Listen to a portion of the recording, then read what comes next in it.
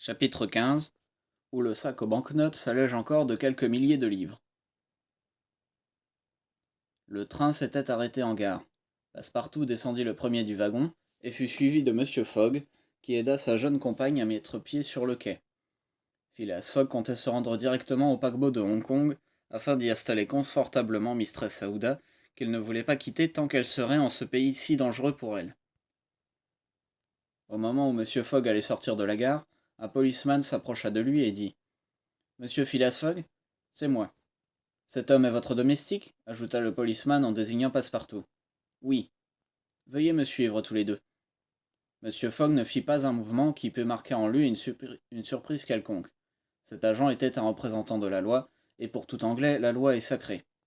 Passepartout, avec ses habitudes françaises, voulut raisonner, mais le policeman le toucha de sa baguette, et Phileas Fogg lui fit signe d'obéir. Cette jeune dame peut nous accompagner demanda Monsieur Fogg. Elle le peut, répondit le policeman.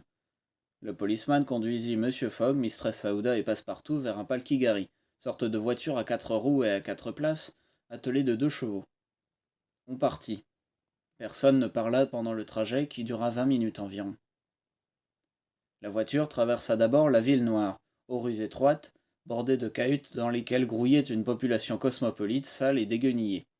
Puis elle passa à travers la ville européenne, égayée de maisons de briques, ombragées de cocotiers, hérissées de mâtures, que parcouraient déjà, malgré l'heure matinale, de cavaliers élégants et de magnifiques attelages. Le palkigari s'arrêta devant une habitation d'apparence simple, mais qui ne devait pas être affectée aux usages domestiques. Le policeman fit descendre ses prisonniers, on pouvait vraiment leur donner ce nom, et il les conduisit dans une chambre aux fenêtres grillées en leur disant: C'est à 8h30 que vous comparaîtrez devant le juge Obadiah. Puis il se retira et ferma la porte. Allons, nous sommes pris, s'écria Passepartout en se laissant aller sur une chaise. Mistress Aouda, s'adressant aussitôt à Mr. Fogg, lui dit d'une voix dont elle cherchait en vain à déguiser l'émotion: Monsieur, il faut m'abandonner. C'est pour moi que vous êtes poursuivi. C'est pour m'avoir sauvé. Phileas Fogg se contenta de répondre que cela n'était pas possible. Poursuivi pour cette affaire de Sutty? Inadmissible. Comment les plaignants oseraient-ils se présenter? Il y avait méprise. Monsieur Fogg ajouta que, dans tous les cas, il n'abandonnerait pas la jeune femme et qu'il la conduirait à Hong Kong. Mais le bateau part à midi, fit observer Passepartout. Avant midi, nous serons à bord, répondit simplement l'impassible gentleman. Cela fut affirmé si nettement que Passepartout ne put s'empêcher de se dire à lui-même: Parbleu, cela est certain. Avant midi, nous serons à bord. Mais il n'était pas rassuré du tout. À 8h30, la porte de la chambre s'ouvrit. Le policeman reparut, et il introduisit les prisonniers dans la salle voisine. C'était une salle d'audience, et un public assez nombreux, composé d'Européens et d'indigènes, en occupait déjà le prétoire. Monsieur Fogg, Mistress Aouda et Passepartout s'assirent sur un banc en face des sièges réservés aux magistrats et aux greffiers.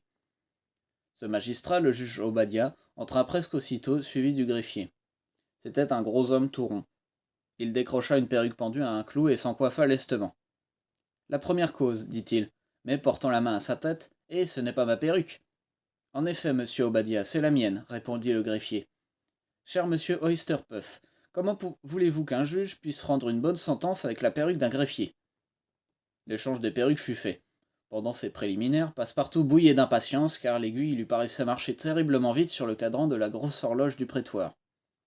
La première cause, reprit alors le juge Obadiah. Phileas Fogg, dit le greffier Oysterpuff. Me voici, répondit Monsieur Fogg. Passepartout? Présent, répondit Passepartout. Bien, dit le juge Obadiah. Voilà 2 jours accusés que l'on vous guette à tous les trains de Bombay. Mais de quoi nous accuse-t-on? S'écria Passepartout, impatienté. Vous allez le savoir, répondit le juge. Monsieur, dit alors Monsieur Fogg, je suis citoyen anglais et j'ai droit. Vous a-t-on manqué d'égards demanda Monsieur Obadiah. Aucunement. Bien, faites entrer les plaignants. Sur l'ordre du juge, une porte s'ouvrit et 3 prêtres hindous furent introduits par un huissier. C'est bien cela, murmura Passepartout. Ce sont ces coquins qui voulaient brûler notre jeune dame. Les prêtres se tinrent debout devant le juge, et le greffier lut à haute voix une plainte en sacrilège, formulée contre le sieur Phileas Fogg et son domestique, accusés d'avoir violé un lieu consacré par la religion brahmanique. Vous avez entendu demanda le juge à Phileas Fogg. Oui, monsieur, répondit Monsieur Fogg en consultant sa montre, et j'avoue. Ah, vous avouez. J'avoue et j'attends que ces 3 prêtres avouent à leur tour ce qu'ils voulaient faire à la pagode de Piladji.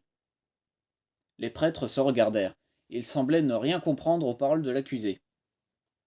Sans doute, s'écria impétueusement Passepartout, à cette pagode de Piladji devant laquelle ils avaient brûlé vive leurs victimes. Nouvelle stupéfaction des prêtres et profond étonnement du juge Obadiah. Quelle victime demanda-t-il. Brûler qui? En pleine ville de Bombay. Bombay s'écria Passepartout. Sans doute, il ne s'agit pas de la pagode de Piladji, mais de la pagode de Malebar Hill à Bombay. Et comme pièce de conviction, voici les souliers du profanateur, ajouta le greffier, en posant une paire de chaussures sur son bureau. Mes souliers s'écria Passepartout, qui, surpris au dernier chef, ne put retenir cette involontaire exclamation. On devine la confusion qui s'était opérée dans l'esprit du maître et de domestique. Cet incident de la pagode de Bombay, il l'avait oublié, et c'était celui-là même qui les amenait devant le magistrat de Calcutta. En effet, l'agent Fix avait compris tout le parti qu'il pouvait tirer de cette malencontreuse affaire. Retardant son départ de 12 heures, il s'était fait le conseil des prêtres de Malebar Hill. Il leur avait promis des dommages-intérêts considérables, sachant bien que le gouvernement anglais se montrait très sévère pour ce genre de délit. Puis, par le train suivant, il les avait lancés sur les traces du sacrilège. Mais, par suite du temps employé à la délivrance de la jeune veuve, Fix et les hindous arrivèrent à Calcutta avant Phileas Fogg et son domestique, que les magistrats, prévenus par dépêche, devaient arrêter à leur descente du train. Que l'on juge du désappointement de Fix quand il apprit que Phileas Fogg n'était point encore arrivé dans la capitale de l'Inde. Il dut croire que son voleur, s'arrêtant à une des stations du Peninsular Railway, s'était réfugié dans les provinces septentrionales. Pendant 24 heures, au milieu de mortelles inquiétudes, Fix le gâta à la gare. Quelle fut donc sa joie quand ce matin même il le vit descendre du wagon, en compagnie, il est vrai, d'une jeune femme dont il ne pouvait s'expliquer la présence. Aussitôt il lança sur lui un policeman, et voilà comment M. Fogg, Passepartout et la veuve du Rajah du Bundelkund furent conduits devant le juge Obadiah. Et si Passepartout eût été moins préoccupé de son affaire, il aurait aperçu dans un coin du prétoire le détective qui suivait le débat avec un intérêt facile à comprendre. Car à Calcutta, comme à Bombay, comme à Suez, le mandat d'arrestation lui manquait encore. Cependant, le juge Obadiah avait pris acte de l'aveu échappé à Passepartout, qui aurait donné tout ce qu'il possédait pour reprendre ses imprudentes paroles. Les faits sont avoués dit le juge. Avoués, répondit froidement M. Fogg. Attendu, reprit le juge. Attendu que la loi anglaise entend protéger également et rigoureusement toutes les religions des populations de l'Inde, le délit étant avoué par le sieur Passepartout, convaincu d'avoir violé d'un pied sacrilège le pavé de la pagode de Malebar Hill à Bombay dans la journée du 20 octobre, condamne ledit Passepartout à 15 jours de prison et à une amende de 300 livres, 7500 francs. 300 livres s'écria Passepartout, qui n'était véritablement sensible qu'à l'amende. Silence fit l'huissier d'une voix glapissante.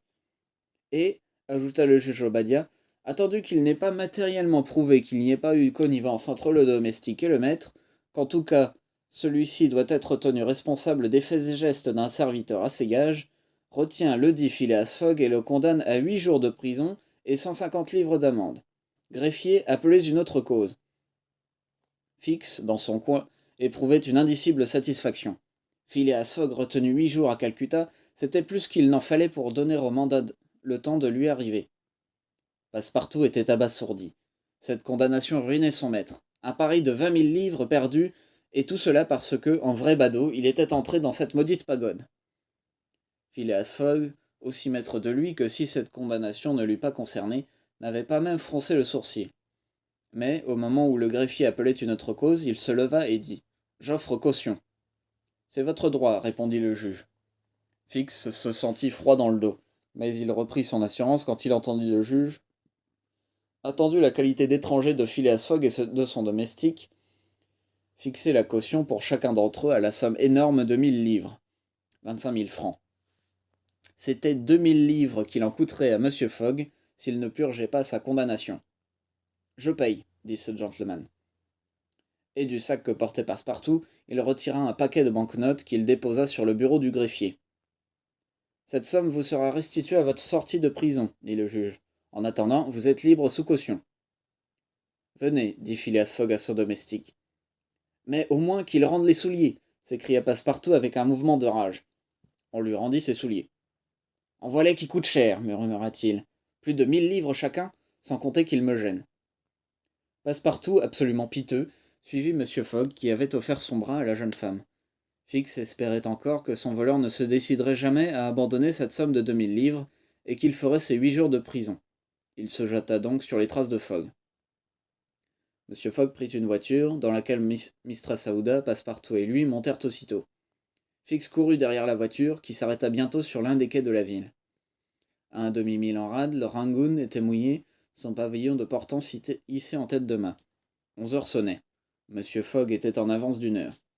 Fix le vit descendre de voiture et s'embarquer dans un canot avec Mistress Aouda et son domestique. Le détective frappa la terre du pied. « Le gueux !» s'écria-t-il. « Il part 2000 livres sacrifiés. Prodigue comme un voleur. Ah, je le filerai jusqu'au bout du monde s'il le faut, mais du train dont il va, tout l'agent de vol y aura passé. » L'inspecteur de police était fondé à faire cette réflexion. En effet, depuis qu'il avait quitté Londres, tant en frais de voyage qu'en primes, en achat d'éléphants, en caution et en amende, Phileas Fogg avait déjà semé plus de 5000 livres, 125 000 francs, sur sa route, et le tant pour cent de la somme recouvrée attribuée au détective allait diminuant toujours.